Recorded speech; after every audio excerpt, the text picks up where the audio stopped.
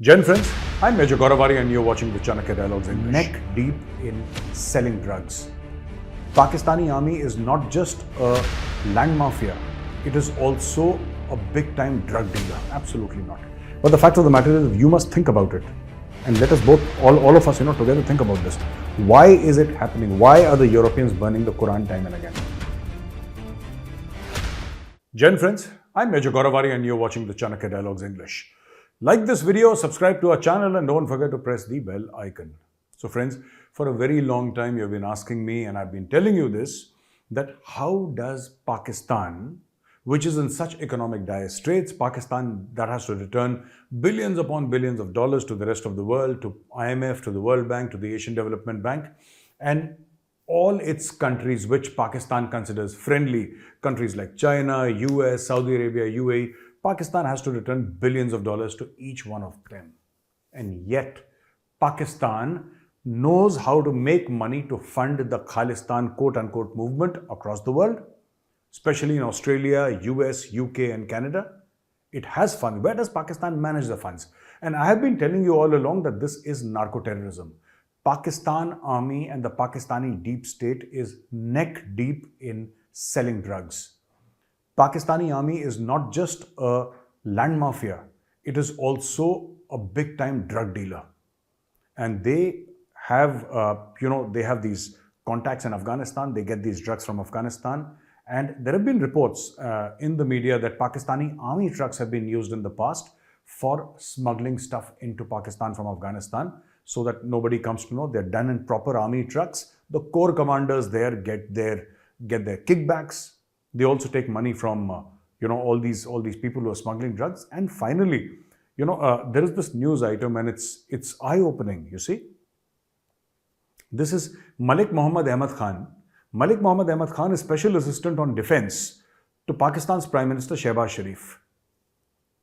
Now, he was asked a question in an interview, and the whole lot of guys standing, and Hamid Mir, I think Pakistan's top journalist, top TV name, Hamid Mir. Hamid Mir asks a question to this gentleman, who is the Special Assistant to the Prime Minister of Pakistan on Defense. And just hear this out, please. और इसमें कुछ border regulation की वजह से कोई sensitivity वो कहते हैं कि है। ये क्या बात दुरुस्त नहीं है कि इस इलाके में ड्रोन के जरिए स्मगलिंग भी होती है? बिल्कुल, और ये बड़ी तशवीशनाक है। अभी रिसेंटली एक दो इंसिडेंट ऐसे हुए हैं जिसपे 10-10 केजी हीरोइन बांध के ड्रोन्स के ऊपर उसको फेंक रहे हैं बाहर। लगी हुई एजेंसीज रोकने के लिए। इसलिए शायद उन्होंने मोबाइल फोन जो है उसकी सर्विस इसलिए बंद करते हैं। उसकी वजह ये है कि सर, जब इनको कोई ऐसी इंटेलिजेंस मिलती है तो ये शट ऑफ कर देते हैं, तो इसके बाद फिर तकलीफ रहती है। हम कोशिश करके फिर। So ladies and gentlemen, you saw Hamid Mir asking him that this person, Hamid Mir, asking Malik Mohammad Ahmad Khan, and he asks Khan that, there have been reports about drugs going from here to there, to India, across the border. And is this true or not? This is what India has been saying, and all along Pakistan has been saying, no, India is making up these stories. India just wants to make up stories to malign Pakistan. India wants to malign Pakistan's fair name. This is India doing it on itself. This is fake news as far as India is concerned. So Pakistan has been saying all these things. Today, Khan, who sits with the Prime Minister of Pakistan and advises him, he himself says, yes, there is a lot of smuggling that goes on from here, and we regularly push drugs into Pakistan. So this narrative is something that is coming out now. He's blaming the smugglers. Of course, this is done by smugglers. But who do the smugglers in Pakistan report to? They report to the ISI. And why is this happening in Punjab? I want to ask you. You will hardly hear any news coming in from Rajasthan, right? Some news from Jammu, some news, not much, some news from Jammu. None from Kashmir, none from Gujarat. Gujarat is when somebody wants to send a boat, or Maharashtra is when somebody wants to send a boat. Maharashtra does not have a border with Pakistan, but Gujarat does. So why specifically Punjab? It could be because of the terrain. It's a friendlier terrain. It's highly populated near the border areas. All that is true. There are many factors. But it's also true that this is how Pakistan supports the Khalistanis. This is narco-terrorism. You send drugs the guys here in Punjab, the Khalistani moles, they sell drugs, they earn money, they take money from there, and from that money they fund this quote-unquote Khalistan movement. So this is how it is done, narco-terror. And this is exactly what this very senior person in Shehbaz Sharif's administration has admitted. And he has admitted on television that, this is what it is. And who's Hamid Mir, by the way? I just want to remind people, a lot of you who watch news, Pakistani news, would be very aware of this gentleman's name, his reputation, and his face, of course. I would request the editor to put up Hamid Mir's photograph. This is Hamid Mir. And personally, I think he makes a lot of sense when he talks. Hamid Mir was the person when Pakistan, after 26/11, Pakistan was saying that this is India is doing and India has done it and we have nothing to do with 26/11. We don't know who Ajmal Kasab is. They made up a story that Ajmal Kasab is actually a Hindu. And, India did it on itself to malign Pakistan. This was an inside job. Pakistanis were saying all those things.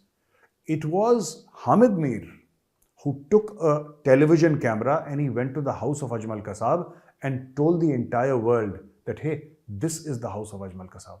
This is the guy. He did it. Then that news item was pulled off air, but I have seen that news item. I remember seeing it myself. I have seen it because Indian television was showing it, and I saw how he went to Ajmal Kasab. He found out, he tracked down Ajmal Kasab, and he said, yeah, this is the guy. This is the guy who was there with 10 of his co-conspirators and co-terrorists, and they, did all that mayhem and bloodshed in Mumbai. That is Hamid Mir. So Hamid Mir asked him, and this person, Khan, replied very honestly. He said, yeah, sure, we send drugs to India. And smugglers send drugs to India. And then he said, there is a problem of the mobile phone connectivity, and wherever there is a problem, the Rangers shut down mobile phone connectivity. That's another story altogether. I mean, you're welcome. The Rangers or the Pakistan Army are welcome to shut down mobile phone communications across Pakistan. I don't care. They can shut it down for the next 100 years. But the fact of the matter is, why do you send drugs to India?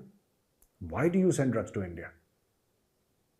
You see, who made, this India-Pakistan border? It's fenced. Thousands of kilometers of fencing. And the international border is guarded by the BSF. Why do you think that the BSF put up the fence in the first place? Who puts up the fence? Because somebody from across wants to come in. You want to stop him, so you put up a fence. That is why BSF put up the fence. Because they wanted to stop the Pakistanis from coming into India. Why have the Pakistanis put up a fence along the Durand line? Because they want the Afghans to stop coming inside Pakistan. It's very simple. It's demand and supply. If you want it, you've got to do it. Because the other guy feels that there is a demand there, he's coming to supply something. It could be knowledge, it could be information, it could be drugs, it could be smuggling, it could be anything. So when you want to stop it, then you stop it. You stop it by putting a physical barrier. And that physical barrier is a fence. This is why BSF put up the fence. So these drones fly across. These drones fly across the fence. They drop the stuff and they go back into Pakistan. And India has been telling Pakistan time and again that you're doing it, but the Pakistanis have always said no. Right. In another news, very important, the Swedish Prime Minister has said that these incidents of Quran burning are very unfortunate. They should not happen, and they are deliberate mischief, deliberately done to cause tensions amongst people. And he made some very beautiful statements, and a lot of support from the Muslim world has come that, yeah, at least he's on the right track, he's condemning it. No, it's not enough to condemn it. And I want to tell the Swedish Prime Minister, will you initiate a legislation that makes the burning of any holy book a criminal offense in which a person can be jailed? Will you do that? Will Europe do that? Will any country in Europe do that? I want to see a country in Europe taking that step and saying that you burn any holy, forget about, I'm not talking about Quran, you burn any holy book, you go to jail. And you go to jail for a long time. Will Europe do that? No. All these are empty promises, they are empty words, because this man, the Swedish Prime Minister, fears an attack on Sweden, a terror attack on Sweden.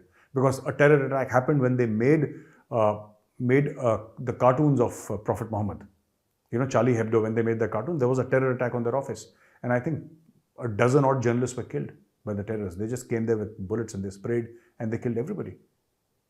So he's scared that something like that is going to happen to his country. So he's saying all these things that, we must not do this and it's bad. You try doing it in India, you'll go to jail. If you do that in India, you'll go to jail. There'll be cases filed against you. So what I'm trying to say is that freedom of expression must have limits. Freedom of speech. The Indian Constitution also says that there are reasonable limits on freedom of expression. Freedom of expression is not absolute. It cannot be absolute. The problem is that the Europeans have made it absolute. And have you realized one thing?